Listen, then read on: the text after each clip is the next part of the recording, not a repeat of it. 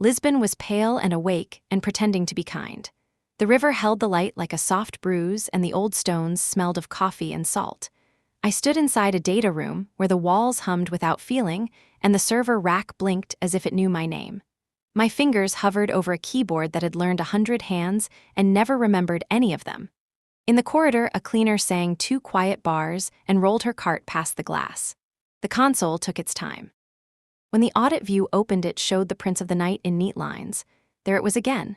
MV77, a small badge in a river of gray. Same entry time as the probe I had seen yesterday. Same exit like a whisper. I let my eyes rest on those 4 characters long enough to feel the weight of them, and then I moved. I had a hook to remove before the shift changed. The second hand on the analog clock told me I had 13 minutes. I trust second hands. They do not care about excuses. The tool Samir wrote sat inside the maintenance script like a shrug. If a person glanced, they would see nothing but housekeeping. I fed it the last parameter and watched the rack light glide from green to amber and back to green. The floor tile under my feet trembled the way a cat does when it hears a mouse under a cupboard. To anyone outside the glass, nothing changed. Under the console, a little bite mark in the network healed itself and closed. The audit trail updated. 1 shadow root still lived. It walked sideways through a partner subnet and pretended to be a heartbeat. I took a picture in my mind and tucked it behind the word later. My right hand went to the pocket of my bag and found the cool edge of a coin.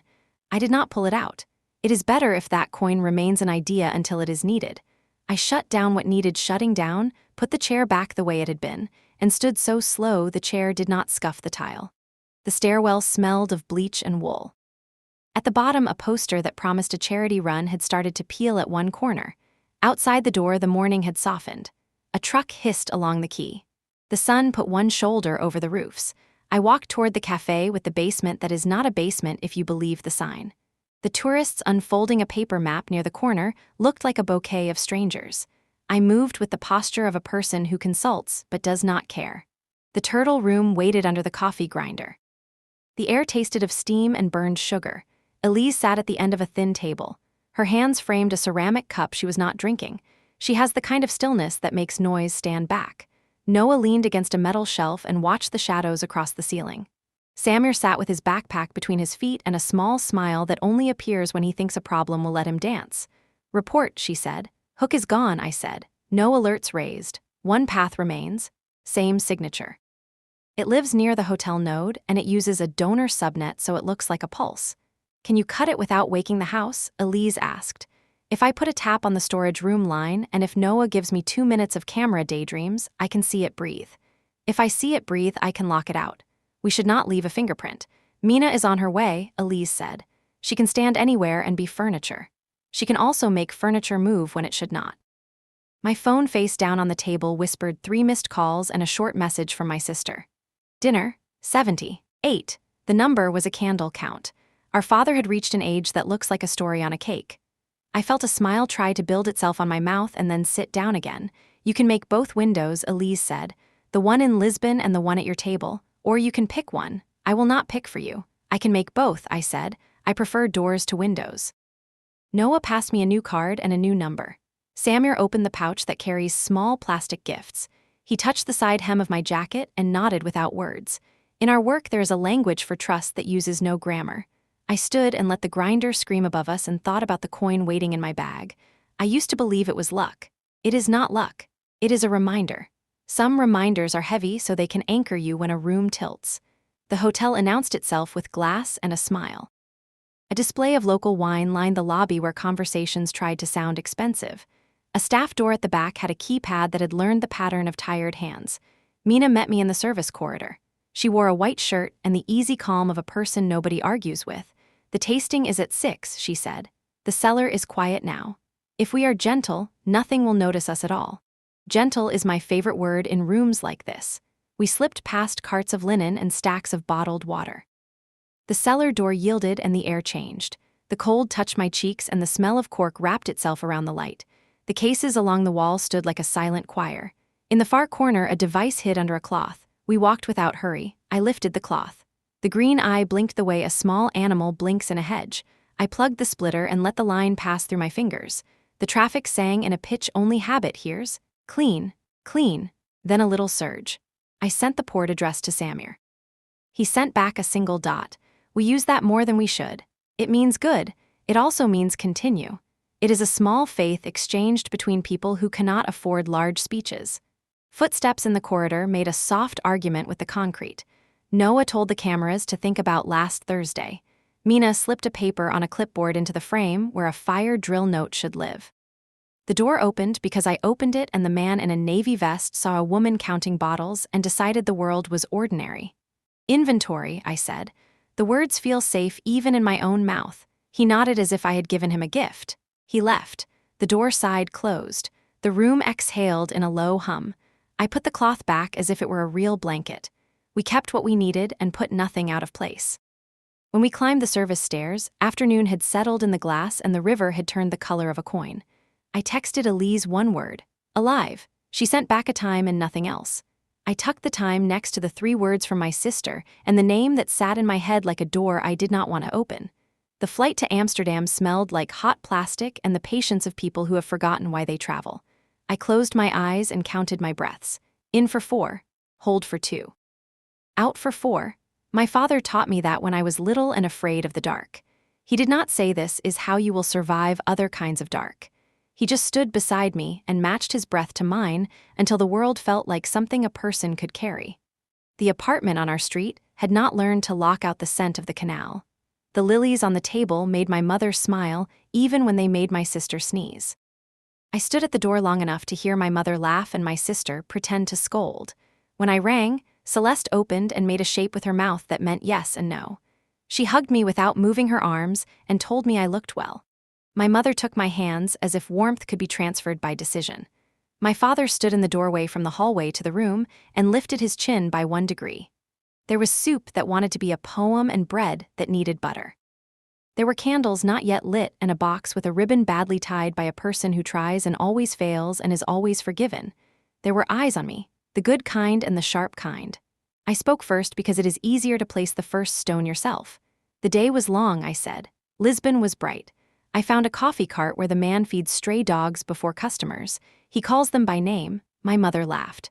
Celeste asked how long I would stay. She tried to sound casual and missed. I told her a version of the truth. Long enough to cut the cake, long enough to walk after dinner, long enough to listen, not long enough for anything that requires a promise. My father watched and did not speak. He is good at silence. People think silence is empty. With him it is full of questions arranged in order. I reached for the knife and my bag slid from the chair. The coin fell. It flashed once and spun and came to rest near the fork. Celeste lifted an eyebrow as if it were a small weight. My mother saw it and put down her napkin. My father did not move at all, but the inside of the room shifted. The cleaner in Lisbon had sung 2 quiet bars. In Amsterdam, my heart hummed a single note. Where did that come from? Celeste said. It looks like a token for a club that does not have a sign. A friend, I said. It stuck around. You do not keep trinkets, she said. Sometimes I do, I said. My mother folded the napkin the way she does when she is rescuing a moment. My father took the knife and made a thin slice of cake like a gentleman who respects a line on a plate. We ate. We told a story about the time the cat got locked in the coat closet. We let the coin pretend to be a coin. My phone under the plate pressed a small vibration into the wood. I ignored it until I could not. When I reached the sink with the plates, the message waited. Storage moving. 2 terabytes. Hotel cellar. The words put a hand on my shoulder and turned me in the direction I already faced. Marco had moved to the window while I washed. He was telling Celeste about a bistro and a friend who could make reservations with a smile. The word partner came out of his mouth and floated. He said humanitarian, and it landed with a soft thud that did not match his shoes. I dried my hands and felt the second hand of an imaginary clock press against my skin. I told them I needed air. My mother touched my sleeve and did not ask. Celeste said bring dessert. Marco said bring a story. My father said take a scarf, and I said I would. Outside, the canal held the sky steady so the water would not fall out. I called Elise and told her the case would open tonight. She told me to be gentle and precise and to remember the difference between a truth that can be spoken and a truth that should be folded and placed back in a drawer. She has a way of making a boundary sound like a kind invitation. I walked until my face learned to be calm.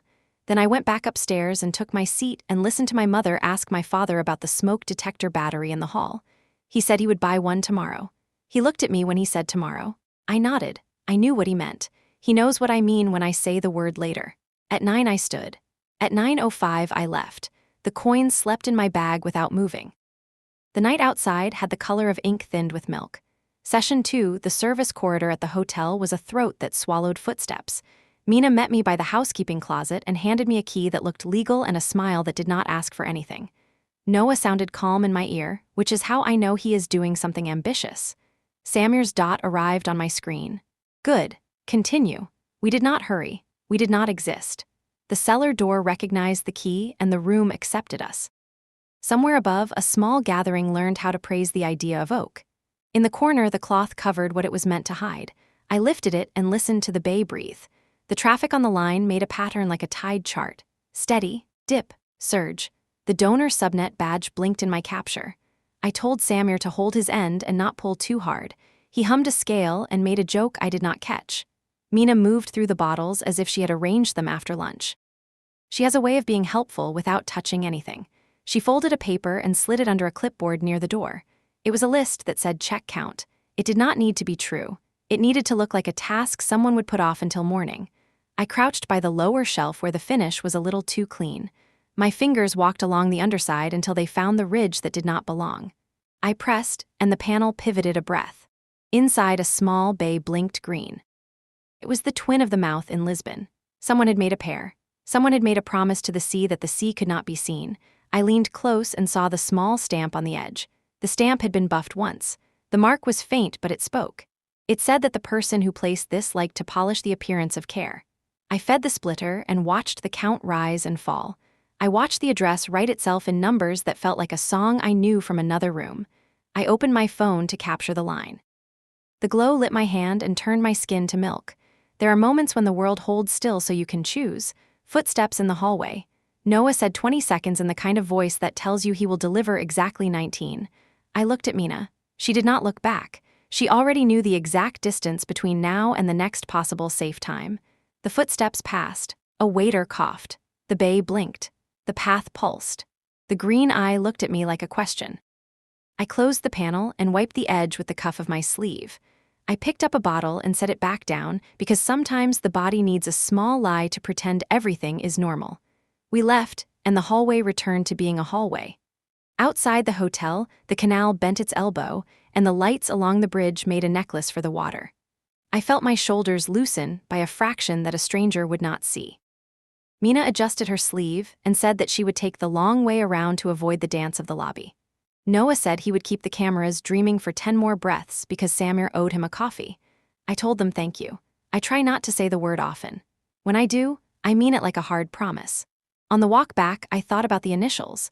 I thought about a boy who made tiny ships from scrap cardboard and sent them down the gutter after the first rain. He called each ship by name and saluted. I thought about a teenager who wanted to be seen by a city that counts money with both hands. I thought about an adult who might sell a window in the sea because the glow on the phone made him feel taller. I told myself a shape is not a person until you put a face on it. I told myself to wait. I am good at waiting. I have learned to make waiting look like rest. My mother had tucked the table in as if it needed a blanket. The kitchen smelled of lemon. Celeste had left a note on the counter that said the bistro was a miracle and we were lucky to have a cousin who could text a miracle into existence. My father sat in his chair and looked out the window at the canal. He holds his shoulders as if the world weighs a little less when he does that. He asked if I wanted tea. I said yes. He poured water and we watched it turn to steam. He told me he would change the smoke detector battery tomorrow, and I told him I would be out early. We are not a family that interrogates at night. We are a family that leaves breadcrumbs and trusts that morning can find them. I slept in my old room with the window open an inch. The streetlight made a small square on the wall. The coin sat on the nightstand and chose the light. I lay on my back and let my mind place every piece on its square. The Lisbon rack, the hotel bay, the donor subnet, the stamp on the panel, the pulse in the path, the signature in the log. I placed each piece and then I left one empty square where a name would go. When I woke, I would decide what to do with that square. Morning brought a thin sun and the sound of bicycles. I showered and ate bread that tasted of yesterday. My mother hummed. My father held his cup with 2 hands and checked the watch in his pocket only once. He does not show it often. The silver is worn smooth by years. When I was small, I thought it kept better time than other watches because I believed love could make gears behave. I walked to the cafe and took the stairs to the turtle room. Elise was already there with a folder she did not open. Samir had 3 prints that nobody should print, but sometimes paper is better than air. Noah laid out a map of the hotel that he had coaxed from a source, and the paper was thin and crinkled, but the lines were true. Mina had a cup and the kind of quiet that arrives after you have removed a thorn without breaking it. We have the path and the mouth, I said. The tap gave us enough to draw the curve. The packets are dressed to look like a maintenance ping. The hop uses a donor subnet tied to a glass office that rents its ethics by the hour. The seller panel was made by a tech who polishes his signature and tries to hide it. The destination lives near a key that pretends to host charity runs. It is a neat circle that thinks it is a line. Elise listened with her face in neutral. She asked one question. Can you close it clean? Yes, I said. We will need to intercept the handoff tonight. We should also be ready to sit someone in a chair and outline the exact map that leads from Lisbon to our street. If a name falls out, we hold it gently and pass it to the people whose job it is to own names. Do you want the chair to belong to you? Elise asked. Her eyes did not blink. If the name is what I think it is, I said, I want you to speak while I stand beside the door. I know the cost of the wrong sentence. Elise nodded. She slid a photo toward me. Cascais again. The key wore an ad for a charity with a smile that was just a little too wide. She touched my knuckles and left her hand there long enough to still the part of me that vibrates on days like this. Then she pulled back. There will be a hearing tomorrow at noon, she said. Bring a simple map. No embroidery. No heroics. I can do that, I said. She looked at me in the way she does when she is not asking but reminding. You also have a dinner, she said. I smiled without teeth. I have a dinner, I said. Then we all stood because movement is often the only answer that makes sense. Outside, the grinder above us screamed like a gull and the cafe erupted in a new round of orders. I stepped into the light and let it land on my face. I do not pray often. I do something smaller. I ask the day to be precise. Back home, my mother had set the plates with a small space between each because she likes room for elbows and stories. My father had polished a single fork where the handle had dulled. Celeste texted that she would be late because victory takes time. Marco sent a message with a photograph of the bistro corner table. It had a view of the kitchen door. He said it was the best place in the room because you could watch the fire cook and the plates fly. He likes rooms that move. I put my phone away and helped my mother fold napkins. She asked if I would be gone long. I said I would try to be back before the candles grew tired of burning. She touched my cheek with her knuckle. That is her way of saying the thing you say when someone leaves and you want them to return. By late afternoon, the sky turned to milk. I checked my jacket and my pockets and put the coin where I could feel it. I do not always carry it. Tonight I wanted its weight. Noah likes to say that an anchor is useful even on land. He smiles when he says it, but he is right. I left before the streetlights woke. On the tram, 2 boys argued in whispers about a football match that sounded like a myth. A woman in a yellow coat knitted and never looked up. I watched the city pass through glass and tried to let every shape remain a shape. I almost succeeded. At the hotel service, Dormina gave me the smallest nod. Noah told a camera a bedtime story. Samir placed his fingers on the keyboard the way a pianist does before a dangerous piece. We moved. The cellar let us in. The air held its breath. I opened the panel and the bay blinked its green hello. I began the count. That was when a shadow paused in the doorway and turned into a man I have known since childhood. He saw me and smiled and then did not. He stepped inside. He looked at the bottles like they were people. He looked at the panel and then at my face. His mouth made a line that used to mean mischief and now meant money. Marco, I said. Hello, cousin, he said. Are you shopping too? I lifted my hands to show nothing. I felt the coin in my pocket like a small moon. In my ear, the line went quiet because Samir does that when anyone says a true name. Mina did not move. Noah made the camera dream a little longer and then held the dream still. The room adjusted itself by a degree. The bottles waited. The green eye watched us. The window in the sea waited to see who we were. He let his gaze slide from my face to the small recess I had opened and then back again. The smile he tried on did not fit. It hung for a moment and fell away. We could pretend this is about wine, he said. We could say you like vintages with dark labels and I like whatever sells. I kept my hands visible. I did not step closer. The panel behind me breathed its quiet green. This is not about wine, I said. He tapped a bottle with a knuckle. The sound was hollow and neat, like a stamp on cheap paper. He looked at Mina and then at the door and then at the floor, as if the exit might open out of respect. When nothing moved, he sighed and rolled his shoulders, a gesture from childhood that meant he was about to try charm where truth would do. People want to move without being watched, he said. That is what this is, a service. You of all people should understand. People also want to live, I said. A blind window at sea is a gap where boats can vanish. Sometimes the cargo is not cargo. Sometimes it breathes. He winced, not because he was guilty, because the sentence had style and he did not like when I had style.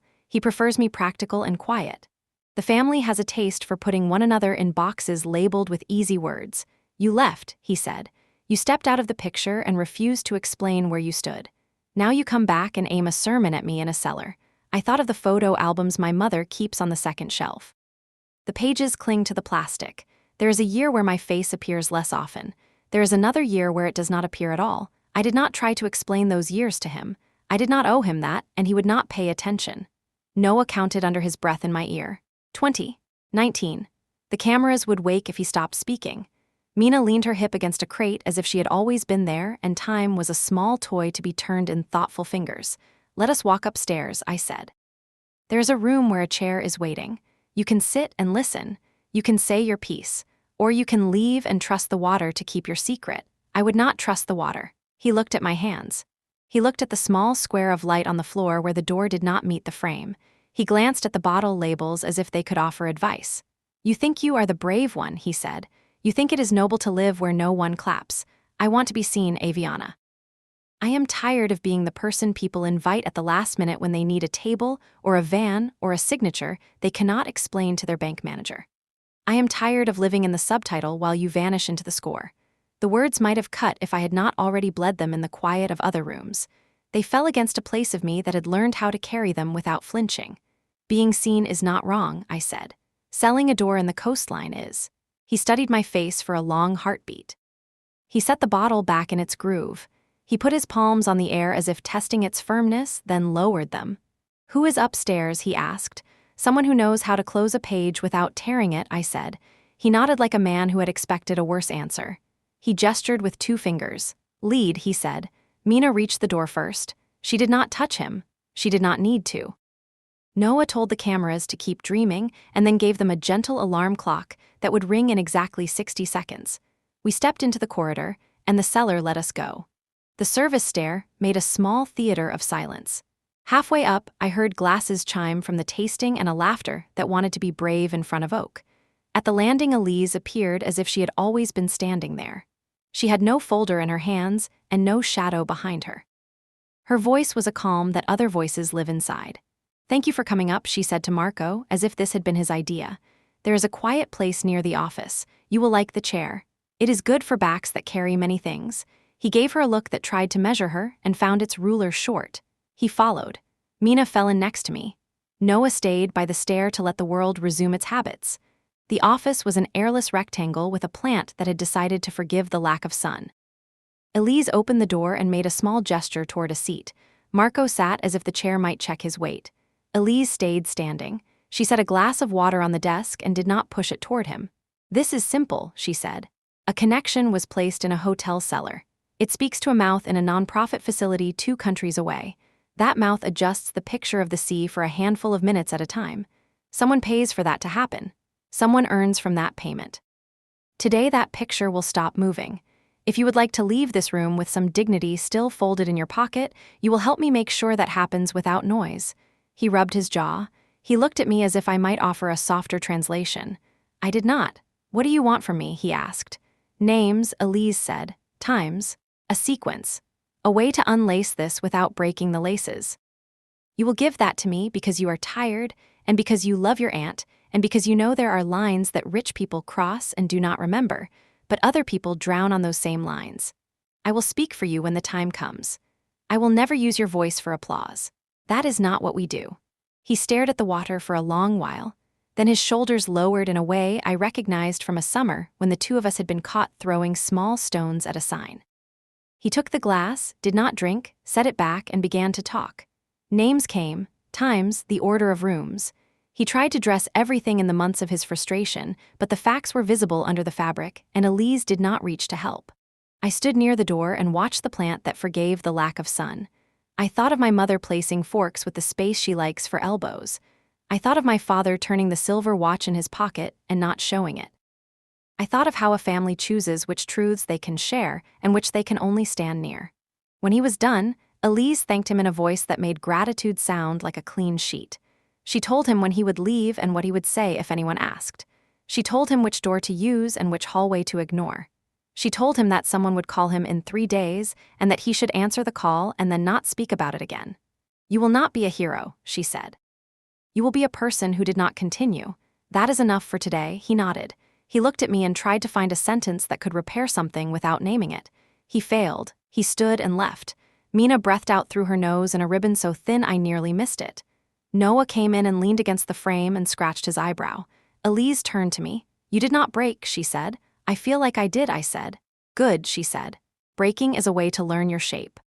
She gave me a small list on a folded card.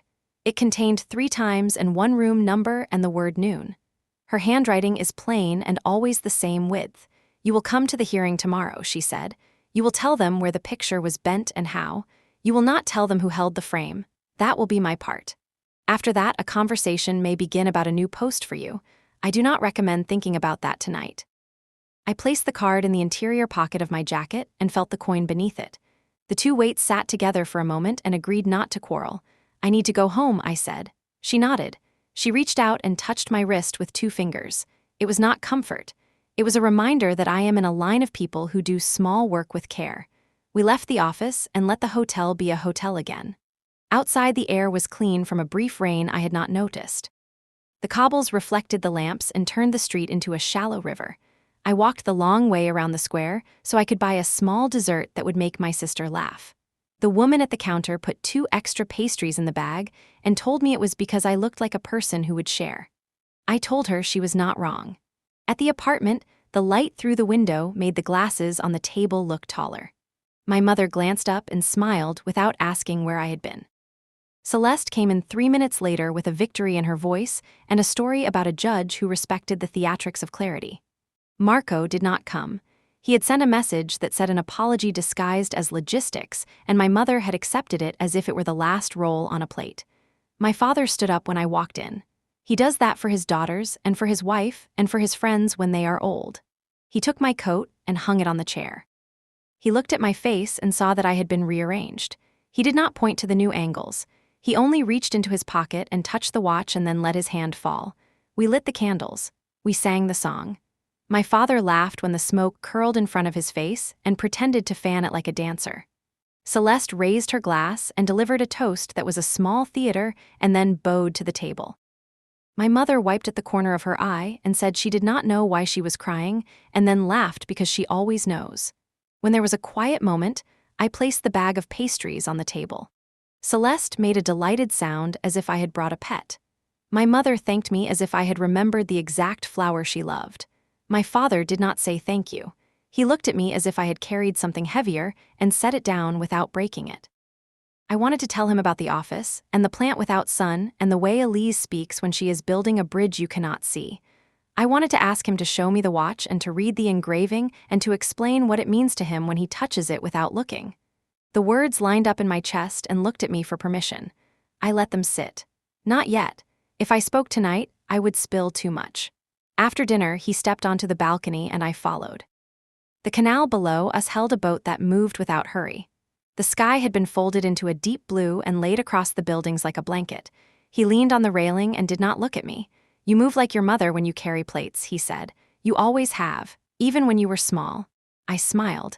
I told him he was still the only person who can make tea taste like a decision. He chuckled and shook his head at the water. He turned a little and reached into his pocket. He took out the silver watch and held it on his palm. The light from the window found the curve of the case and rested there. He did not open it. He only let it sit between us, a small bright moon that had belonged to his father and his father before. "One day I will tell you the story again," he said. "The version you have not heard." I nodded. I felt the coin against my ribs and the card above it and the night pressing its ear to our quiet. He slipped the watch back into his pocket. He looked at me without asking, and I answered without speaking. It is a language we learned when sirens filled his chest with ghosts he would not let out into the room. We went back inside. We cut another sliver of cake because it is a superstition in our house that second slices bring second chances. Celeste argued with the kettle as if it understood her. My mother hummed an old tune she thought she had forgotten. My phone on the counter blinked a message and I let it blink. Tomorrow, noon. I would be there with a map and a voice that knows how to be small and clear.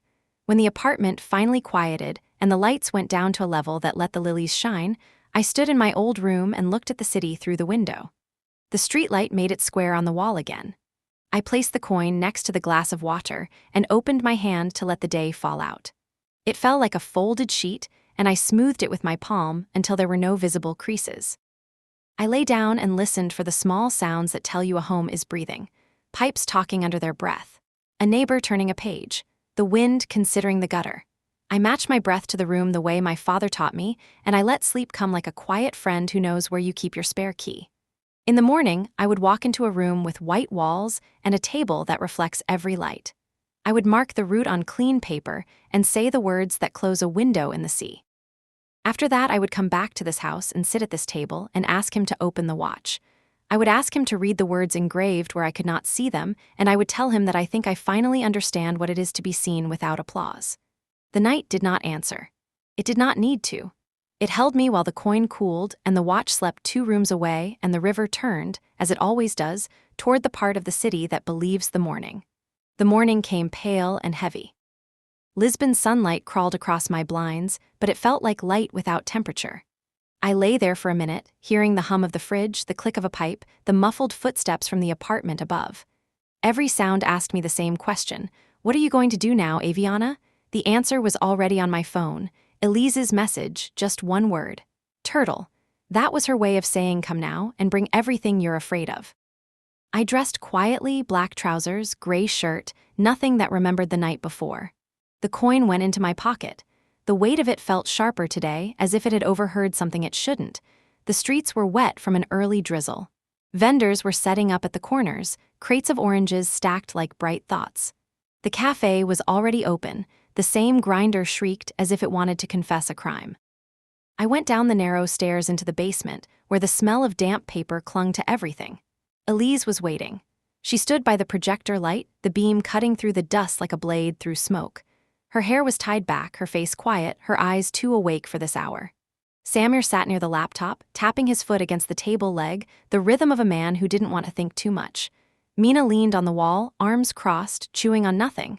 I nodded to each of them. Elise motioned for me to speak. The port's confirmed, I said. The path runs through a donor subnet that hides under a humanitarian logistics network. It pings once every 3 hours, masked as server maintenance. If we don't cut it today, someone else will use it tonight. Elise looked down at the table, where she'd arranged a small row of photographs, satellite shots, timestamps, addresses. The Cascais Harbor stared up at us again. In the corner of one photo, a logo, MarinerLink Human Aid Trust. She traced a circle over the image. They have a wine tasting tonight, a charity auction, the same hotel where we found the second bay. They call it a fundraiser for coastal cleanup. Funny, considering what they're really dumping into the sea. Noah entered late, holding a paper cup that steamed like a peace offering. Cameras reset, he said. Their internal security runs on looped feeds. I can make them forget to blink for 3 minutes if we need to. Elise turned to me. You'll lead. Mina and Noah will cover the hallways. Samir will stay here to reroute. I'll be at the committee meeting tomorrow morning, and I need you to bring me something that speaks louder than rumors. I nodded, but the knot in my chest tightened. I knew why she wanted me on site. She wanted to see if I could walk into a room where my blood might sit across from me. No one said Marco's name, but we didn't have to. It hovered in the silence, a shape everyone could see but no one wanted to point at. Anything else? Elise asked. I hesitated. He'll be there, I said. He's too proud to run before the applause. Samir muttered a curse under his breath. Mina straightened up. Noah's fingers stopped tapping his cup.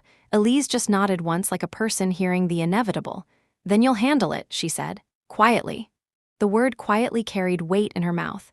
It didn't mean softly. It meant completely. The tram ride back to the city center felt longer than usual. The air was thick with morning chatter, students, tourists, the buzz of a city pretending not to notice itself. I looked at their faces reflected in the window, all of them caught between where they came from and where they thought they were going. I wondered which one I resembled. My phone vibrated again. A message from home.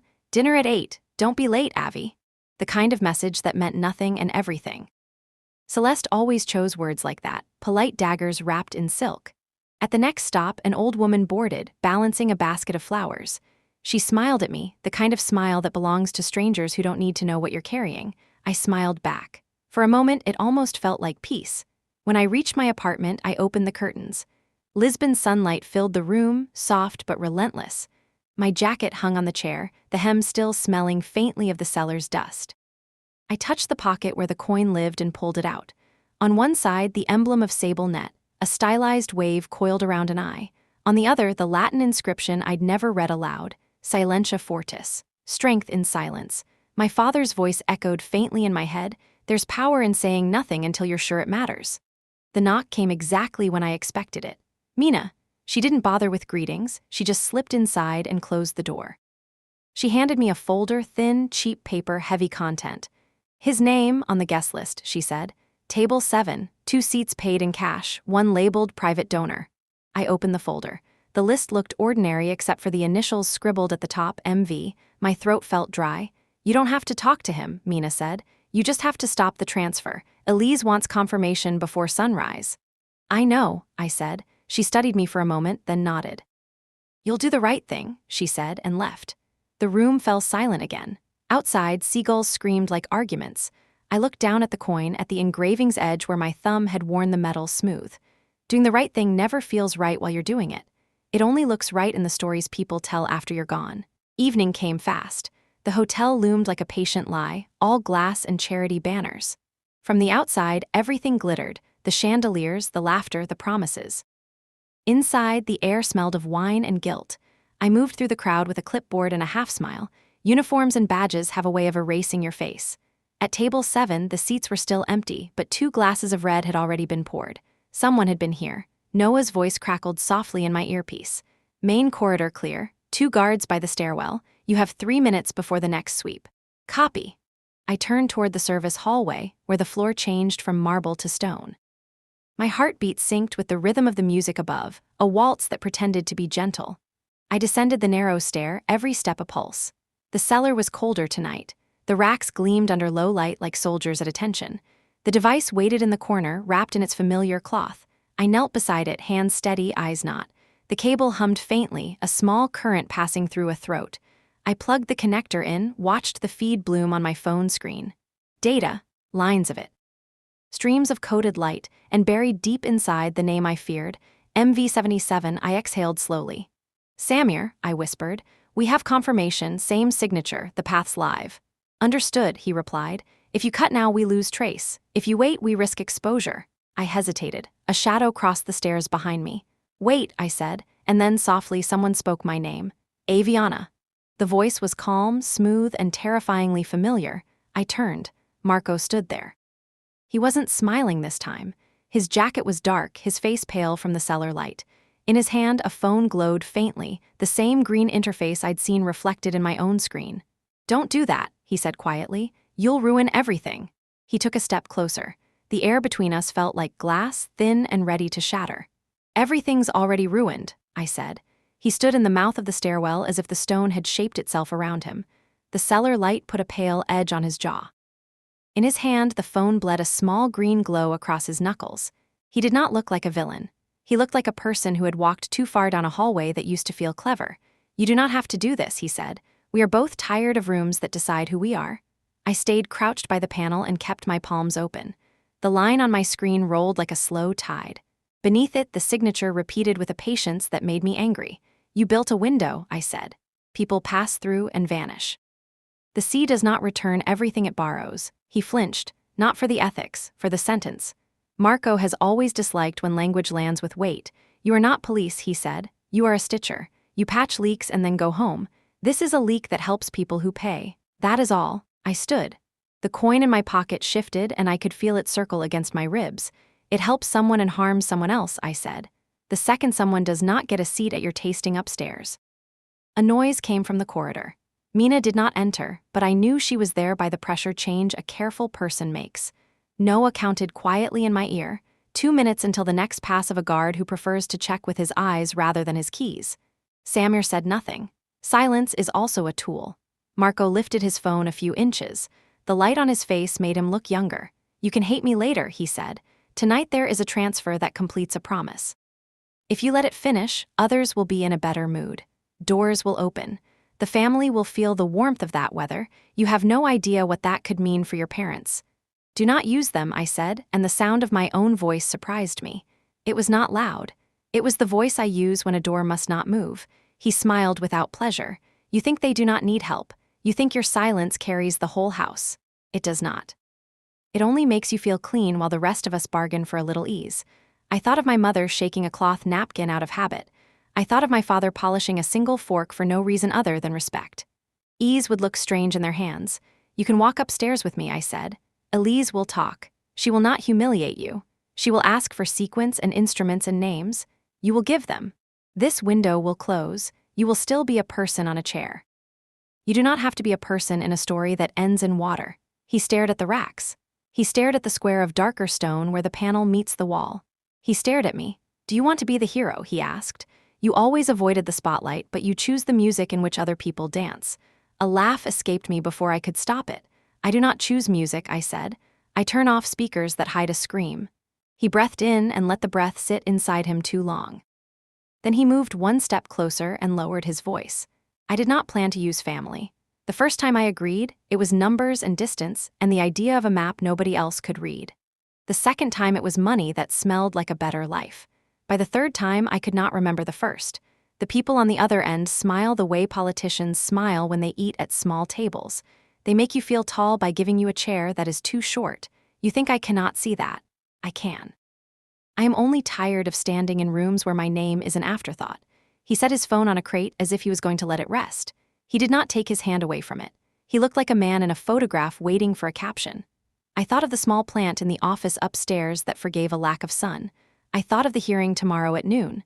I thought of the line on my screen and the way it wrote the same path over and over like a child practicing a letter. "This is the choice," I said. "You sit with Elise now and help close this clean. Or you finish the transfer and we close it anyway, and when we do there will be no chair, only a hallway you will not like." He looked past me, toward the place where the green eye blinked under cloth. The blink reflected in his pupils. He looked down at the phone. The small icon crawled across the interface like a bug that always finds the kitchen again.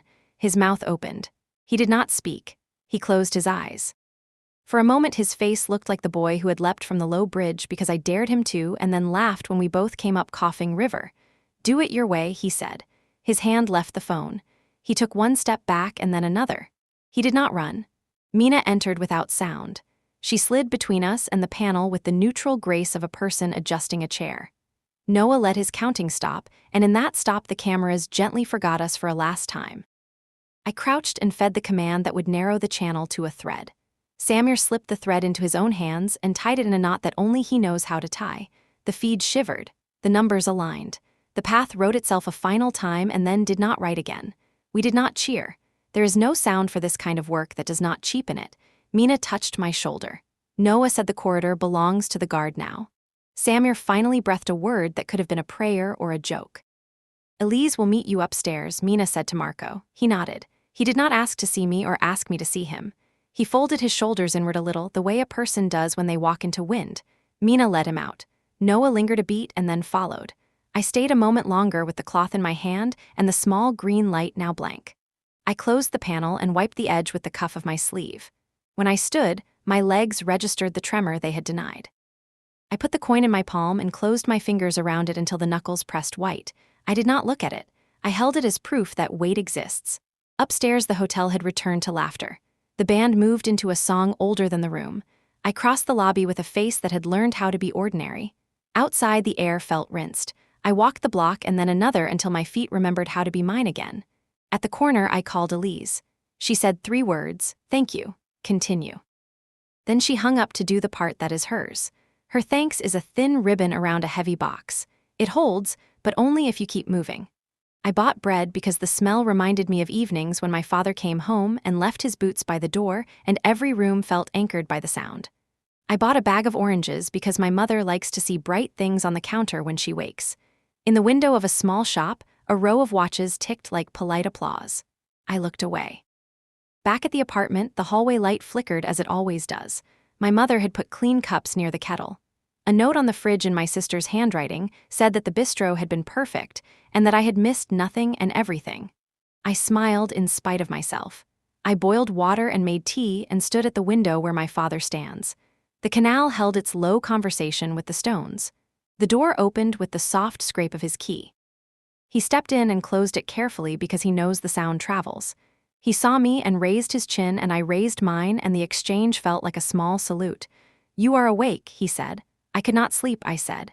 He looked at the kettle, at the 2 cups, at my hands on the sill. He waited. "It is closed," I said. "A thing that should not have been open. It is closed." He nodded once as if I had told him the weather had decided to be kind. He did not ask for details. He never asks for the kind that bruise the air. He went to the cupboard and took down a small tin and placed it beside the cups like a witness. "There will be a hearing tomorrow," I said. "They will ask for a map. I will draw a simple one." He opened his mouth and then closed it. He reached into his pocket and brought out the silver watch. He held it in his palm for a few seconds and then set it on the counter between us. He did not push it toward me. He let it sit as if it had chosen its spot. "When you were small," he said, "you asked me why I wore this even when it did not work. I told you it kept good time when I needed it most. That was not quite true. Sometimes it kept me company when the room was too loud. Sometimes it kept me honest when I wanted to lie to myself about what courage looked like. Sometimes it reminded me to look at the people beside me and see them even when the smoke made them ghosts." He lifted the lid with his thumbnail. The hinge moved with the soft click of long use. Inside, the face was simple. The second hand ticked. Around the inner rim, an engraving curled. I had never read it. I read it now. "Tempus Viter knows. Time to see us," I said. He smiled, just enough. He closed the watch and put it back into his pocket. He did not tell me I had done well. He does not confuse praise with love. He stood there with me while the kettle cooled and the night thinned at the edges. I slept in fragments. When morning came, I ironed a shirt I only wear when rooms expect me to be precise. I tied my hair back. I put the coin in my pocket and told it to behave. My mother pressed toast into my hand and told me to bring the plate back with something sweet on it later. My father adjusted the collar of my coat with a touch that will always make me 12 for a second. Celeste texted a folded heart that translated to "do not embarrass us." I laughed and typed a small dot and sent it. "Good. Continue." Elise met me outside the building where hearings happen in small temperatures. The lobby smelled like soap and old decisions. She handed me a folder with nothing in it. "It is a ritual. You hold something when you tell the truth so your hands do not forget their purpose. Tell them only what the picture shows," she said, "not who is holding the frame. That part is mine." I nodded. We walked down a hall that made shoes sound clever. We entered a room with a long table and a window that did not believe in curtains. People took their seats and arranged pens like tiny spears. A clerk asked me to speak, and I did. I described a mouth in Lisbon and a bay in a cellar, and a wire that pretended to be a heartbeat. I described a donor subnet that lent out its name. I described a pattern like a tide chart and a signature that repeats for people who want blind minutes. I used clean words and clean times. I drew a line on paper and then another. I made a map that even a tired person could follow. When I finished, I looked at Elise. She did not move. She did not need to. The room held the weight. A man at the end of the table rubbed his forehead and asked a single question about the interval of the pings. I answered. Another asked if anyone had been harmed in the closing. I said no. We do not break doors. We close them. He wrote that down as if it mattered more than it sounds like. They dismissed me with a wave that tried to be warm. Outside the hall, Elise joined me. She placed her hand at my elbow and guided me toward the colder part of the corridor. "There will be a decision about a new post," she said. "I told you not to think about it last night. You are allowed to think about it now. Take a day. Speak with the people who sleep under the same roof as you when you let yourself come home. Then tell me what you want." "What I want," I said, "is to go back to the apartment and sit at the table and ask my father to open the watch again and read it while we are not tired. After that, I will want the post, or I will want something that looks like it. I promise to want it for a good reason." She smiled the smallest smile I have seen on her face. Then she was gone, absorbed by a door that did not mark her passing. On the street, the city was bright and unsentimental. Bicycles argued politely with taxis. A child dragged a red balloon that had forgotten how to float. I put my hand in my pocket and felt the coin. I put my other hand on my coat where the watch would be if it were mine. I walked toward home with a pace that matched the second hand in my head. Tonight we would eat at the same table. I would say the simple things and leave the heavy ones to breathe beside us without performance. If I was asked to take the chair at the head, I would sit only if the person who used to sit there asked me twice. I would listen. I would let myself be seen and I would try to see back. The window in the sea had closed. The plant in the office would forgive another day without sun. The watch would tick. The coin would cool. And I would keep moving, not toward applause, but toward a kind of quiet that does not erase you. I turned the corner and the canal appeared, patient as ever. A boat slid under the bridge with a wake so small you could mistake it for a breath. I matched my steps to it and went upstairs. The hearing finished before noon, but the day didn't feel lighter. I walked out of that building with a folder that held nothing except the echo of my own voice. The marble steps glared in the sun. I didn't know where to look, so I looked down at my shoes, at the small scratches that could tell 100 stories if anyone cared to listen. Elise had already disappeared into another meeting. That's her gift. She vanishes in plain sight, leaving behind only the scent of precision. Mina texted once, "Safe flight." "He'll sign." She meant Marco. I didn't reply. Some sentences don't need answers, they just need to be allowed to stop breathing. The cafe across the street smelled like roasted almonds and burnt milk. I took a seat by the window because I needed glass between me and the world. I ordered tea, though I knew I'd only stir it until it went cold. I stared at the people passing, office workers, school kids, someone walking a dog that didn't want to walk. Their lives ran on rails that didn't intersect mine. When my phone buzzed, I almost ignored it. Then I saw the name, Celeste. Her message was short. "Dad wants dinner at home tonight. Early, he's quiet. Bring dessert if you can." That was her way of saying something's wrong, but we'll call it family time. I pocketed the phone and left a few coins on the table. The tram ride home was long, and Lisbon's afternoon sun turned the city gold and cruel. Every turn of the wheel felt like a memory scraping against itself. The apartment smelled of lemon cleaner and stew. My mother always cooks when she's nervous. I found her in the kitchen, her hands buried in steam. "You're early," she said without looking at me. "They let me go," I said. She smiled faintly. "They always do. You know how to sound convincing." It wasn't a compliment, but it wasn't an accusation either. Just fact. She turned down the heat and wiped her hands. "Your father been in his chair since morning. He didn't go to the shop. I think he's waiting for something." I nodded. "I'll talk to him." She touched my arm. "Be gentle." That was her way of saying, don't be like him. He was on the balcony, same spot, same posture. The canal below shimmered in the late light. I could hear the faint buzz of a fly trapped between glass and air. "You left the watch on the counter," I said.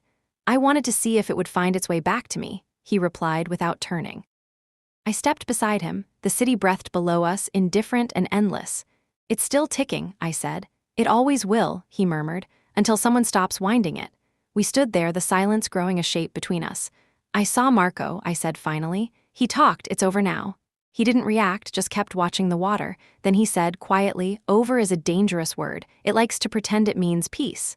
I turned to face him. "He's cooperating. He won't go to prison." "Is that what you wanted?" "No," I said, "but it's what had to happen." He looked at me then. His eyes were sharp, old, but not unkind. "You always talk like that, what has to happen. You never say what you want to happen." I didn't have an answer. Maybe I never had. He stepped inside. "Come, your sister will arrive soon." Dinner was ready by 6. Celeste arrived with her usual burst of perfume and opinions. The table looked like a photograph, too perfect, too still. We sat. We ate. We avoided certain words the way children avoid cracks in a sidewalk, but even silence has an expiration date. "So," Celeste said finally, "Marco called." I froze, my fork hovered midair. "What did he say?" "That he's sorry, that he's taking time away. Somewhere north, maybe Iceland, maybe the Faroe Islands. He didn't sound like himself." My mother sighed softly. "He never did." Then Celeste looked at me. "You were there, weren't you, when everything fell apart?" I met her eyes. I was. "And you didn't tell us." I placed my fork down. "Because it wasn't about us." "It's always about us, Aviana," she snapped. "Every silence in this house starts with you." The words hit harder than they should have. I felt my father watching, not intervening. He doesn't believe in interruption. He believes in outcomes. "You think I enjoy this?" I said. "You think I like being the one who has to clean up what others break?" Celeste leaned back. "No, I think you like control." "You inherited it from him?" She nodded toward our father. The noble silence, the self-made martyrdom, the perfect posture while everything burns. My mother whispered her name, but Celeste didn't stop. "You think you're saving us, but you're just making sure you're the only one who knows the whole story, because that makes you important." The room was too bright. My heartbeat filled my ears. I wanted to leave, but my father's hand moved, a small gesture. "Wait," so I waited. Then he spoke. She's right, he said. For a moment I thought he meant me. Then I realized he didn't. He looked at Celeste first. She's right that every silence has a cost, but she's wrong about who pays it. Then he turned to me. His voice didn't rise. You think you're invisible, Aviana. You think duty is a mask that protects you. It is. It's a mirror. One day it will show you a face you don't recognize. He reached into his pocket. The watch appeared again, gleaming faintly in the kitchen light. He set it on the table. I wore this when I pulled 3 men out of a burning dockhouse. It stopped at 3:17 a.m. That was the moment I realized courage isn't about who gets seen. It's about who keeps watching. He pushed the watch toward me. It's time you looked back. For a long moment, no one spoke. The only sound was the steady tick that shouldn't have existed. It had stopped decades ago, yet somehow it ticked now, faint and stubborn. I reached for it. The metal was warm. My reflection curved across the glass, distorted, doubled. Time to see us, I whispered. My father nodded. Exactly. Celeste's anger softened. My mother smiled through the tiredness. The air in the room shifted. And for the first time, I felt seen not as the problem solver, not as the shadow in the background, but as part of something fragile and human. The table was no longer a trial. It was an understanding. That night, as I sat by the window again, the city lights flickering like slow applause, Elise texted. Offer still stands. Field command. Think carefully. I wrote back, tomorrow. Because tonight, finally, I wanted to stay. I didn't sleep that night. Not really. The sound of the ticking watch haunted the silence. It wasn't loud, just steady, like a pulse that refused to die. I sat by the window, watching the reflection of the canal lights slide along the ceiling. They looked like ghost rivers, moving across my room, disappearing behind shadows. The city was still, except for the low hum of a distant tram and a dog barking once, then giving up. I wrapped my hands around the cup of cold tea I hadn't touched. The watch sat on the table beside me next to my phone. One was history, the other was a doorway. Elise's message glowed on the screen, field command. Think carefully. It would have been easy to type yes. Easier still to type no. But neither word felt honest yet. Instead, I opened the window. The night air came in with the smell of rain and iron.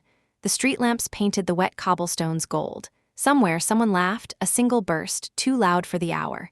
It reminded me of my sister when she was young, before everything became measured and sharp.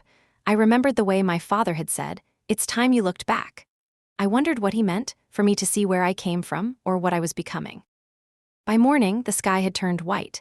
The kind of white that doesn't mean sunlight, just exhaustion. I went out for a walk before anyone else woke. The bakery near the tram stop was already open, its door spilling warmth onto the street. The man behind the counter smiled the way only people who rise at 4 a.m. can smile, tired but proud. He gave me 2 loaves. Still warm, he said. Good, I replied. It's easier to hold something warm. He didn't ask what I meant. The best kind of strangers never do. I walked along the canal, the bread cradled against my chest. Boats rocked softly. The world felt half asleep, as if deciding whether to start over. I stopped by the old bridge, the one where Marco and I used to throw paper boats into the water.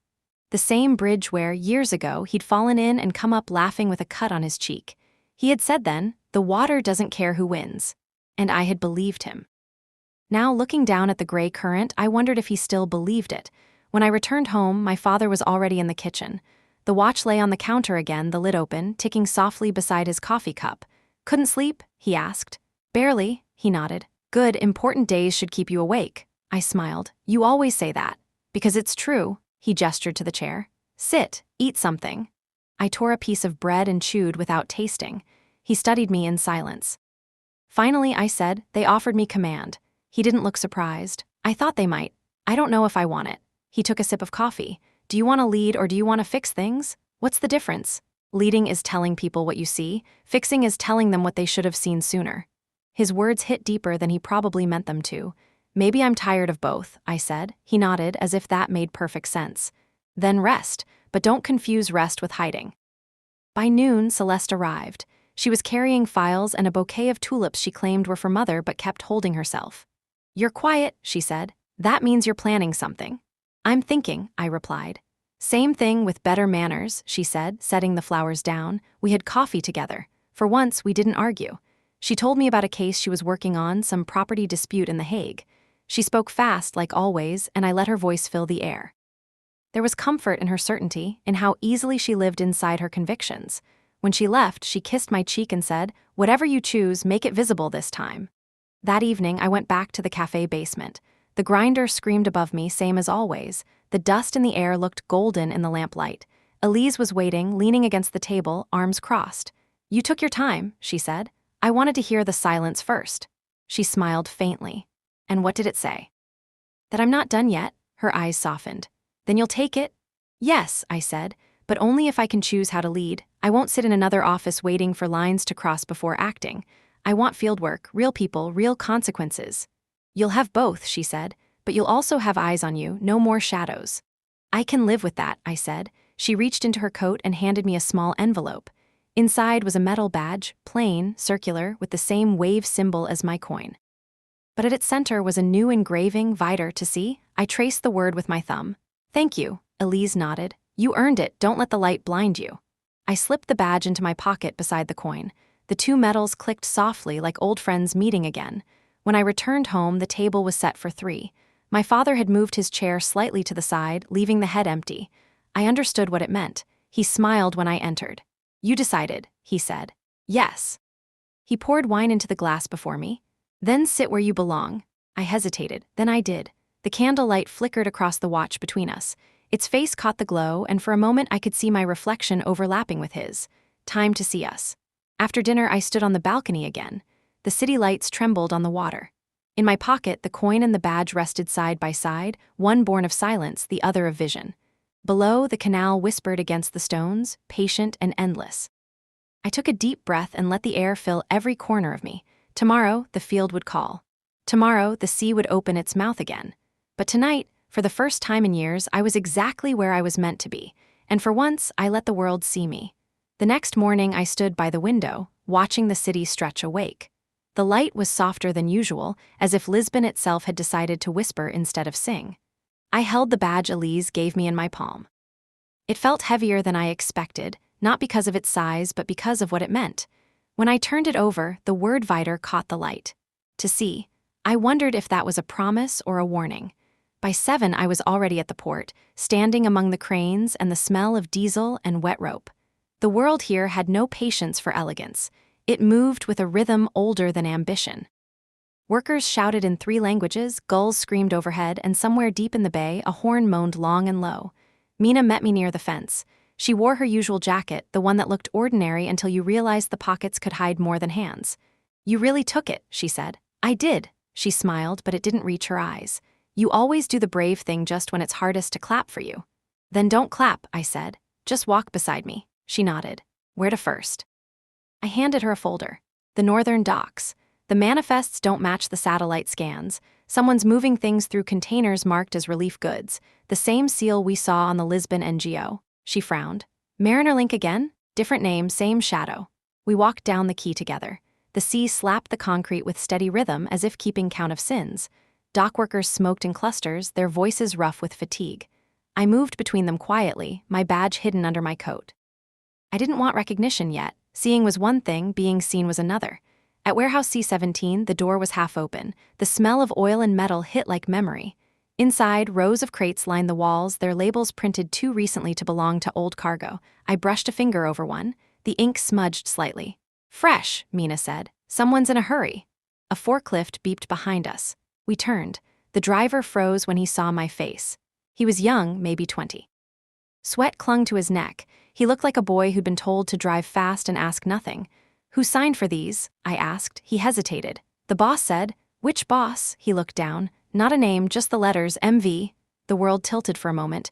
Mina's hand touched my arm. "Aviana," I nodded slowly. "Go on." "He said there's another shipment tonight," the boy whispered. "Said the lady inspector would approve it." "The lady inspector?" Mina asked. The boy pointed to me. "You." My pulse thudded once hard. Someone was using my clearance. Someone who knew my signature. I crouched beside the crate and pried the lid loose. Inside were rows of equipment wrapped in sterile plastic transponders, satellite relays, encryption routers, military-grade hardware rebranded as aid technology. The kind that could blind coastlines again. Mina cursed softly. "They built another window." "No," I said. "They're building a mirror." She frowned. "Meaning. If you redirect signals long enough, you can make the world think it's seeing truth when it's only seeing reflection." I closed the crate carefully. "This isn't about hiding ships anymore. It's about rewriting what's visible." We left the warehouse quietly. Outside, the sunlight had grown harsher. The reflection on the water was almost blinding. I put on my sunglasses, but even then it felt like the world was too bright for what we just found. Mina walked beside me in silence until we reached the end of the dock. Then she said, "You think Marco knew?" I wanted to say no. I wanted to believe his confession meant something, but truth isn't a coin you can flip. "He knew enough," I said. I sent Elise a single message, confirmed, larger network. They're using my ID. Her reply came seconds later, hold position. Trust no one. I slipped the phone into my pocket and looked back at the cranes, the warehouses, the rippling light on the water. For a moment, the entire port looked like a broken mirror, each fragment reflecting something that wasn't real. And in one of those reflections, I thought I saw myself, walking toward a future I didn't yet understand. I turned to Mina. "We go to Amsterdam tonight." She raised an eyebrow. "Why?" "Because if someone is using my name," I said, "they started where I was born." She nodded. "Then let's make sure they regret it." We walked toward the edge of the pier, the sun already lowering behind the cranes. The air smelled like rust and salt and unfinished business. Somewhere out there, another ship waited to sail under a false sky. And for the first time since I accepted command, I realized the field wasn't the ocean. It was the truth itself. It moved. It reflected. It lied when you weren't looking. But I was looking now. The flight to Amsterdam was full, but silent. People slept with their mouths half open, strangers leaning on each other by accident. The kind of sleep that comes from exhaustion, not peace. I stared at the window the entire time, watching the clouds pass like slow thoughts. Mina sat beside me, reading a file she'd already memorized twice. Her calm unnerved me. It meant she was preparing for something bad.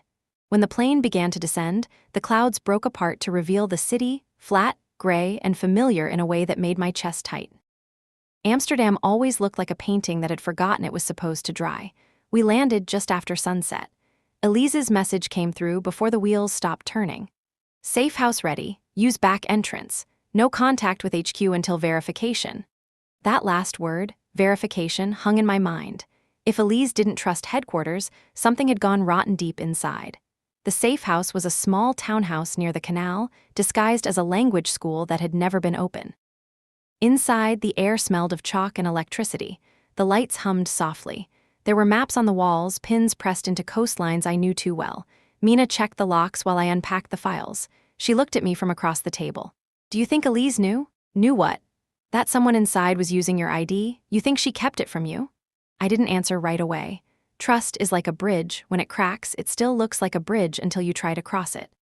"She always knows more than she says," I said finally. "That's not an answer." "No," I said, "it is." Mina sighed. "You really are alike." She went to the window and watched the canal for a while. The light outside shifted as a boat passed, its reflection trembling on the ceiling. The phone on the table buzzed once. Unknown number. A single line of text. "Stop digging or they'll start with your family." I showed it to Mina. She read it once, then twice. "They know we're here."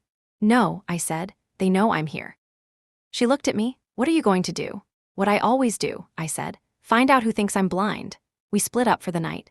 Mina took the upstairs room. I stayed in the office, surrounded by the hum of old routers and the faint smell of burnt dust. I connected the encrypted drive from Lisbon and began tracing the source of the ID breach. The pattern was messy, too many hands, too many false trails, but somewhere in the data a name began to surface. Not Marco, not the NGOs. Something closer, E. Laurent. For a second I thought it was coincidence. Then I realized the truth. Elise Laurent. I froze, my pulse slowed to a cold rhythm. The timestamp matched the Lisbon transfer, the same night I had been in the cellar, the same night Marco surrendered. Elise's signature was buried inside the clearance loop, disguised as a test credential. It wasn't an outsider. It was her. I leaned back, the chair creaking under my weight. The hum of the room grew louder. I wanted to believe it was a mistake, some administrative ghost in the system. But Elise doesn't make mistakes. She plants stories like seeds and waits for them to bloom. The door opened softly behind me. Mina stood there, barefoot, eyes sharp. "You found something," she said. I turned the screen toward her. The code shimmered with her name. She frowned. "That can't be right." "It's her access path," I said, "hidden under a dummy audit."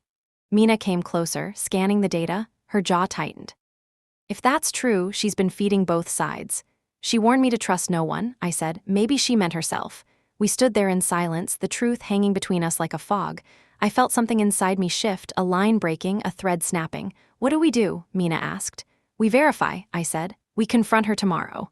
And if it's real, Then I end it, she nodded. You'll need proof. I gestured to the drive. By morning, we'll have it. Mina hesitated at the door. If you're wrong about her, I'm not, I said. She left quietly. I stared at the screen again, at those letters glowing faintly in the dark. For years, Elise had been my compass, the voice that told me when to stop, when to move, when to believe. Now that compass pointed to betrayal. The night stretched long and restless.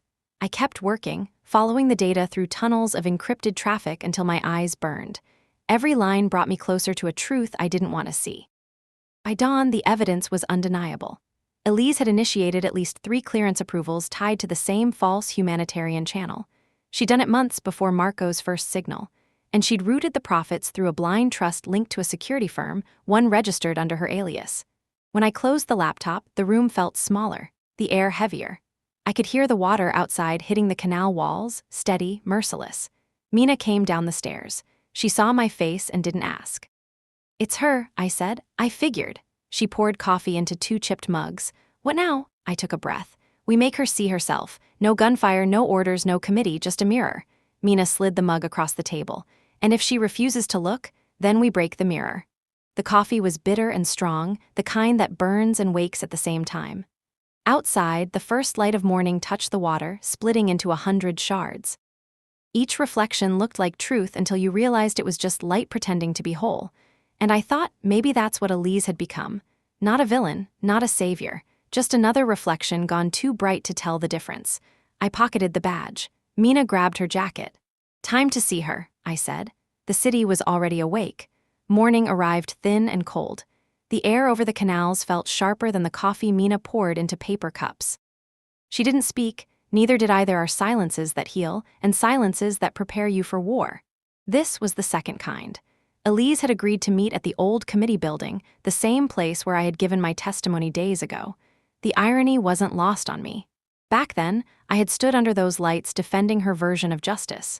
Now I was walking back to dismantle it. The streets were empty except for cyclists cutting through the fog like ghosts. My boots echoed on the wet pavement, each step a reminder that I was doing this without permission. No orders, no witnesses, just truth, naked and inconvenient. When we reached the building, Mina stopped at the door. You sure you don't want backup? This has to be just me, I said. She nodded once, her expression unreadable. Then don't let her speak first. She turns words into weapons. I pushed open the door. The lobby smelled of old paint and policy. The same clerk sat behind the desk, pretending not to notice me. I climbed the stairs alone, counting each step, steadying my breath. Elise was waiting in the same room as before. The white walls still hummed with fluorescent light. She looked calm, composed, immaculate, like betrayal dressed for an interview. You look tired, she said softly. I found your name in the Lisbon logs, I replied. Her eyes didn't flinch. Then you found what I wanted you to find. I froze. What does that mean? She gestured to the chair opposite her. Sit, Aviana, you'll understand. I didn't sit. You were behind the transfers. You gave authorization to MarinerLink. Yes, she said simply. I did. It felt like being hit without sound. You were running the operation we were trying to stop. I was guiding it, she corrected. There's a difference. My voice sharpened. You sold access to the radar network. You blinded entire coastlines. I redirected surveillance, she said, as if explaining something to a stubborn student. Not to help smugglers or weapons traders, to watch them without being watched. You think SableNet was clean? You think the committees were using your data for rescue missions? They used it to auction routes to the highest bidder. That's not true. It's inconvenient, she said. That's why they made you the messenger, the one who would believe silence is virtue. The room felt smaller. I wanted to argue, to deny it outright, but somewhere in my memory a dozen half-answers and redacted reports started fitting together like puzzle pieces finally forced into place. You could have told me, I said. You would have stopped me, Elise replied. You would have exposed it and they would have buried you. So I used your ID instead. It was the only one they trusted completely. I stared at her, the anger rising slow and clean. You turned me into your shield. I turned you into a witness, she said. You can't fix a system from the outside. You can only break it from within. By lying, by surviving long enough to tell the truth, she said. Do you think I enjoy this? I've watched people die in the name of security. I've signed papers that erased entire ports from record. This is the only way left to burn the rot without burning everyone inside. For a moment, I saw something in her eyes, not pride, but exhaustion. The kind that grows when conviction begins to rot into obsession. You can justify anything if you stand in the dark long enough, I said quietly. Elise smiled faintly. And you can destroy anything if you insist on the light. Her calm was unbearable. I took a step closer. You used me, you used my family. You told me to trust no one while you hid behind my name. Yes, she said, because you were the only one whose silence they believed in. The words landed like ice. I reached into my coat and placed the badge she'd given me on the table. The metal clinked against the wood, louder than it should have. You don't deserve this symbol. Her gaze dropped to it. That word on the back, Vider, you think it means to see, it also means to understand. Maybe one day you'll realize I didn't betray you. I finished what you started. I turned toward the door. You finished nothing. You built another mirror. Her voice followed me. Mirrors show us what we refuse to face. I didn't stop walking. The door closed behind me with a sound that felt final. Mina was waiting outside. Well, she thinks she's saving the world, I said. The problem is she might be right. Mina studied me. You're shaking. I'm not, I lied. We walked out into the morning. The fog had begun to lift. The sun bled slowly through the clouds, painting the city in dull gold. It should have felt like victory. It didn't, because somewhere deep down, I knew Elise wasn't done. And neither was I. The fog thinned by noon, replaced by a hard, clean light that made the city look too honest. Mina and I crossed the bridge without speaking. My mind kept replaying Elise's voice, calm and precise, the way surgeons talk while cutting. She believed what she'd done was necessary. That made her more dangerous than anyone I'd ever faced. At the end of the bridge, Mina stopped. You're not done with her. No, I said. She'll move fast. She always does when she feels cornered. Then we moved faster. We walked back to the safe house. The canals shimmered silver under the weak sun. The air smelled of diesel and bread and something metallic underneath. By the time we reached the door, my phone vibrated again. A message, no sender. If you want proof, check your father's watch. My hand froze midair. Mina saw my face change. What is it? I showed her. She frowned. You think it's Elise? It has to be. She's trying to pull me somewhere. Or tell you something. I reached into my coat and held the watch. It was warm, heavier than it should be. I turned it over and pressed the small clasp at the hinge. The back popped open, not just the lid this time, but a false panel beneath it. Inside, hidden under the brass plate, was a micro drive the size of a fingernail. Mina let out a low whistle. She planted that? No, I said slowly. My father did. There was a small engraving on the drive. E.L. Elise Laurent, Mina said. No, Luca Barber, my father's initials. Elise just shares them. I sat down hard, my chest felt hollow. He must have known, he must have been part of it. Mina shook her head. Maybe he just found it, maybe he didn't know what it was. But I knew she was wrong. My father never carried anything he didn't understand. I plugged the drive into my laptop. The screen filled with static for a moment, then lines of code began to scroll.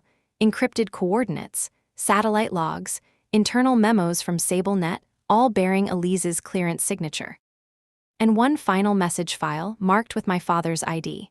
The message played automatically. His voice filled the room, calm, steady, familiar.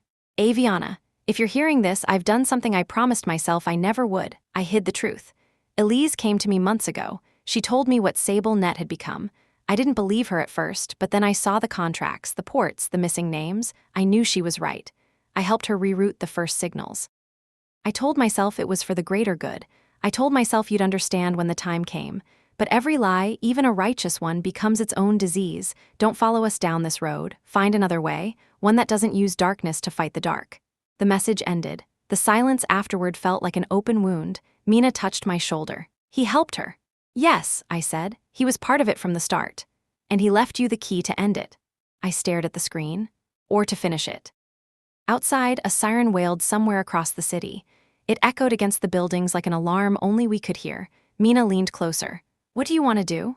I want the truth to breathe, I said. No matter what it costs. She nodded. Then we leak it. We can't, I said. Not yet. If Elise is right about the committee, the moment we go public, they'll erase the data and us with it. We need a broadcast big enough to make them hesitate. Mina grinned. A blind window. I looked up. Exactly. We use their own method. We create a 7-minute blackout. During that gap, we send everything to every news outlet and network we can reach. She started pacing. We'd need access to a live relay, closest one's in The Hague. I closed the laptop and slipped the drive into my pocket beside the watch. Then that's where we go. Before we left, I sent one message to Elise. No threats, no explanations. Just 4 words, you taught me well. For the first time, I hoped she was watching. The city blurred past as we rode toward the train station. The canal reflections ran like mercury along the windows. Mina checked the drive again, making sure it was secure. My heart beat in time with the rhythm of the tracks. When the announcement came, next stop, The Hague, the sunlight broke through the clouds, scattering across the cabin. For a moment, I caught my reflection in the window, and I didn't look like a soldier or a spy. I looked like someone standing at the edge of her own mirror, deciding whether to step through. I whispered to myself, no more reflections. And for the first time since this began, I meant it. The train slid into The Hague beneath a sky that looked stretched too thin. Clouds pressed low against the rooftops, their bellies gray and restless. Mina and I stepped onto the platform with the same rhythm we'd learned on missions. Eyes up, voices low, pace steady. We made our way toward the communications tower by the harbor. It looked like every other government structure in this country, tall, practical, anonymous. 100 invisible wires pulsed under its skin. From that tower, messages leapt between satellites and ground stations across the continent. From there, Elise had once built her windows. From there, I planned to close them all. Inside, the corridors hummed with the sound of servers and fluorescent light. Mina flashed a stolen ID badge at the security gate. The guard didn't look twice. We rode the elevator to the 7th floor where the glass walls faced the sea. "This is the relay control hub," Mina whispered. "Once we breach the broadcast mainframe, the system will give us exactly 7 minutes before it resets."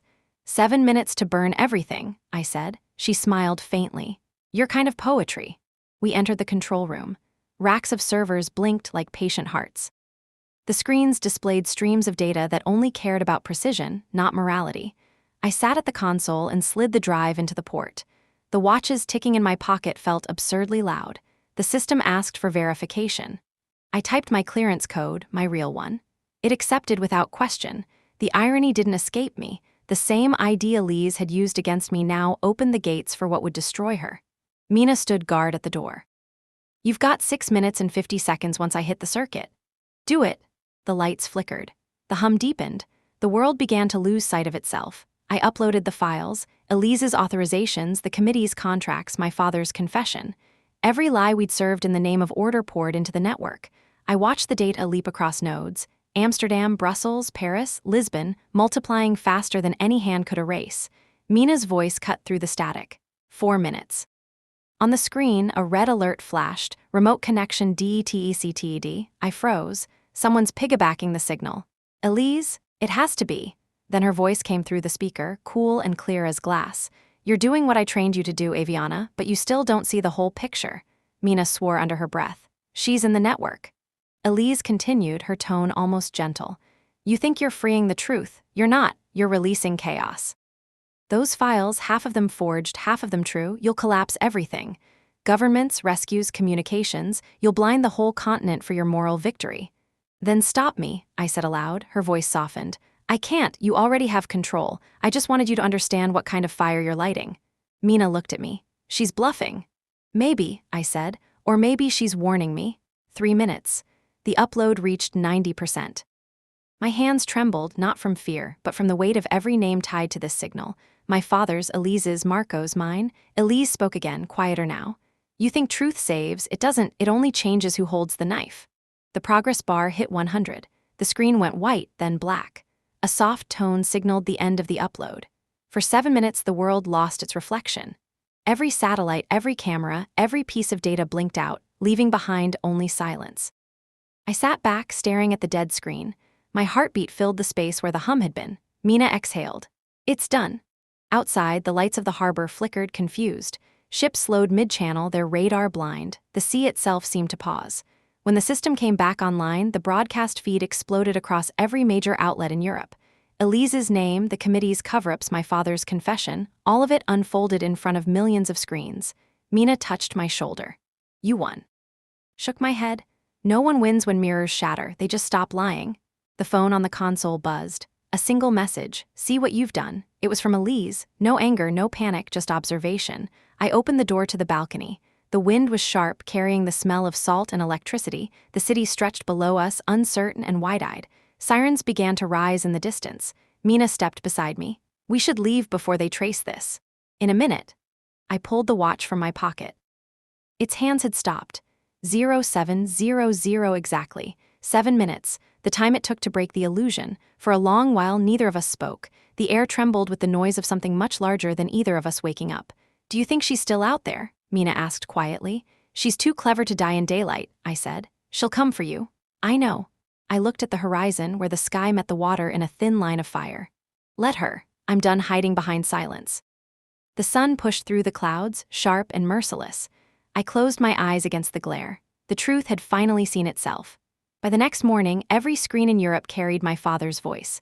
News anchors stumbled over the words, unsure whether to call it a leak, a confession, or a betrayal. The committee held emergency sessions behind closed doors, but their silence only fed the storm. Across the ports, workers walked out, demanding audits, justice, explanations. And above it all, Elise's name burned brighter than anyone's. Mina and I stayed in a safe apartment by the dunes, close enough to watch the city's lights flicker at night, but far enough to vanish if needed. The air smelled of salt and gasoline. From the balcony, we could see ships lined up offshore, paralyzed between orders. The whole continent was holding its breath. I spent hours replaying the broadcast, studying every frame. Elise hadn't tried to deny anything. In fact, the committee's official statement mentioned her only once, former operative currently unaccounted for. She had vanished before anyone could summon her. Mina leaned against the window, scrolling through the flood of reports. You realize what you did, right? You didn't just expose her. You cracked the entire shell. I know. They'll rebuild, she said. They always do, but not with you in it. That was the point. She looked at me for a long moment. So what now? You become the ghost she trained you to be? I shook my head. No, I become what she thought she was. The night deepened. Somewhere far out on the water, a freighter blew its horn, long, mournful, almost human. The sound carried across the dunes like a memory that refused to die. I thought of Elise's last words. Mirrors show us what we refuse to face. For the first time, I wondered if she'd been talking about herself. The next day, Mina left to deliver statements to journalists under an alias. I stayed behind, trying to write a report that no one had asked for, a final account of what had happened, the kind of truth that didn't belong to governments or headlines. But the words came slow. Every sentence felt like a wound reopening. By evening, the wind picked up. The apartment windows rattled with it. I turned on the old radio on the shelf. Static at first, then a voice, faint, female, unmistakable. Elise, the signal hissed, then cleared. You did it, she said. You burned the table. Where are you? I asked. Somewhere safe enough to finish what I started. You still think this was worth it? A pause. You showed them what they were. That's the only victory left in our kind of work. I gripped the edge of the desk. You used me. I chose you, she said, because you still believe people can be better. I needed that to make it real. That's not belief, I said. That's cruelty dressed as faith. Maybe, but the world needed to see it burn before it could rebuild. The radio crackled again. I could hear waves behind her voice. Elise, tell me where you are. Silence. Then softly, you already know. The signal died. I ran outside. The dunes stretched toward the sea, wind tearing through the tall grass. At the far edge of the shore, a single fishing boat moved slowly against the current, its light dim and steady. I knew it was her before I admitted it to myself. Mina called from behind me, shouting something I couldn't hear. The wind carried her words away. The boat kept drifting farther until it became a dot, then nothing at all. I stood there until the tide reached my feet. The water was freezing, but I didn't move. Somewhere out there, Elise was either running or ending things on her own terms, and I didn't know which was worse. When I finally walked back, the horizon was burning red with sunset.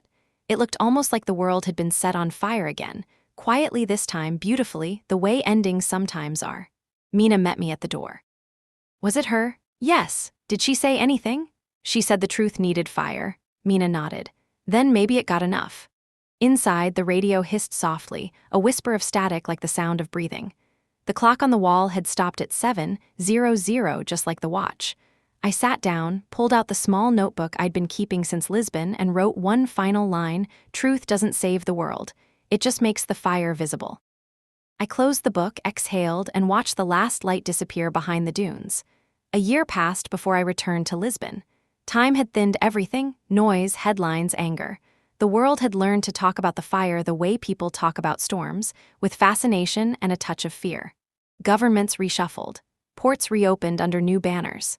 The committee dissolved and reappeared with a different name, but nothing truly ended. It just changed its reflection. I rented a small apartment overlooking the Tagus. The same river that once carried secrets now looked quiet, almost innocent. From my window, I could see children playing near the docks where I used to meet Elise. Sometimes I caught myself imagining her walking among them, hair tied, coat unbuttoned, looking like any other face that had survived the flood. Mina visited once a month. She had taken a job with an independent network, one that verified stories before anyone else could bury them. Every time she came, she brought something: bread, coffee, sometimes bad jokes. We didn't talk about the past anymore. It lived between us like furniture too heavy to move. One morning, she arrived holding a thin envelope. "No return address," she said. I opened it carefully.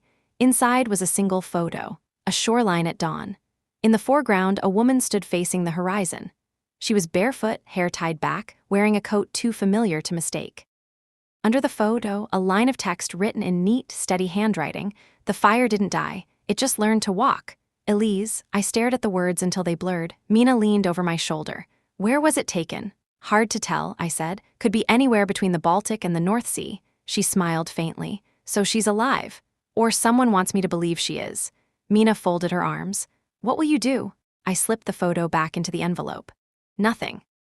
Some ghosts work better when they keep moving." That evening, I walked along the quay where the city lights touched the water. The world felt smaller now, quieter but not safer. I passed a small cafe that had survived the blackout year untouched. A man was playing guitar outside, the notes drifting across the river. For a moment, I let myself stop. The music reminded me of a story my father used to tell when I was a child, about sailors who followed light on the water only to discover it was the reflection of their own lanterns. He'd always end it the same way: "Be careful what you chase, Avi. Sometimes it's just yourself." I smiled at the memory. Then, as I turned back toward home, I noticed a woman sitting at a nearby table, her face hidden behind a newspaper. She lowered it just enough for me to see her eyes. Calm, sharp, familiar. "Elise," my steps faltered. She gave a small nod, acknowledgement, not invitation. Then she stood, placed a few coins on the table, and walked away toward the tram stop. No words, no gestures, just presence. I didn't follow. I couldn't. Instead, I sat where she'd been. On the table lay a folded napkin. I opened it. One sentence written in pencil: "The world will forget names, but not mirrors." I folded it again and tucked it into my pocket beside the old watch. Its hands still pointed to 7. Always 7. The tram bell rang in the distance. The city carried on, markets opening, gulls circling, children laughing somewhere near the pier. And for the first time in a long while, I realized the world didn't need to be saved. It just needed to be seen. I looked at the water. The sunlight fractured across it, breaking into 100 pieces of gold. No reflections, no illusions, just light doing what it does best: finding a way in. I whispered to no one, "The fire walks." And then I smiled. Night in Lisbon has its own kind of silence. Not empty, not dead, just the kind that listens. I sat by the open window, the city breathing softly beneath me. Somewhere far away, a ship horn moaned, low and long, like a story retold too many times. The old watch lay on the desk beside my notebook. I hadn't touched it in months, but tonight its stillness pulled me in. 7 o'clock, always 7. I turned it over in my palm, tracing the worn engraving until my reflection blurred on its glass. In that quiet moment, I began to write. To whoever finds this, the truth I carried was never mine alone. It belonged to everyone who refused to close their eyes. I broke what needed breaking, and I paid what it cost. But the world didn't end, it adapted. Maybe that's all we can hope for. My name is Aviana Barber. I used to believe silence was strength. Then I met people who taught me that strength is what you do after the silence breaks. If you ever find the woman who lit the first fire, don't ask if she regrets it. She'll tell you she only regrets the ones who never saw the light. When I finished, I folded the letter and slipped it into the same envelope that had carried Elise's photo. 2 truths in one frame: the fire that burned and the ashes that built something new. Mina knocked gently before entering. She looked tired, older in a way that had nothing to do with years. "They're reopening the commission," she said. "They want you to testify again." "I have nothing left to say," I replied. "That's not true," she said softly. "You just said it better on paper." I smiled. "Then maybe that's enough." She stepped closer, placing a hand on my shoulder. "You know, when we started this, I thought the goal was to make the world cleaner. Now I think it's just to make it honest." "Honesty's harder," I said. "Maybe that's why it lasts longer." We stood in silence for a while, listening to the sounds of the city: footsteps, laughter, the faint rhythm of someone's music echoing down the alley. Life had gone on, quietly, stubbornly, as it always does after flames. Mina finally said, "You ever think about seeing her again?" "Every day," I said, "but she's already where she belongs, in motion." Mina nodded. "Then maybe you should be too." I looked out the window again. Across the river, lights shimmered like scattered promises. I thought of Elise's last note: "The world will forget names, but not mirrors." Maybe that was her way of saying goodbye, or maybe it was a dare to keep looking even when it hurts. I closed my notebook and tucked the watch inside its pages, then I reached for my coat. "Come on," I said. "The city's still awake." Mina smiled. "Where are we going?" "To walk," I said, "until we stop casting shadows." We stepped into the night. The streets glowed gold under the lamps. The air was cool, clean, alive. Every step felt lighter than the last. Somewhere ahead, the faint sound of a guitar drifted through the dark, and for the first time in years, it didn't sound like a memory. It sounded like beginning. I didn't look back, because some fires aren't meant to destroy. They're meant to show the way home.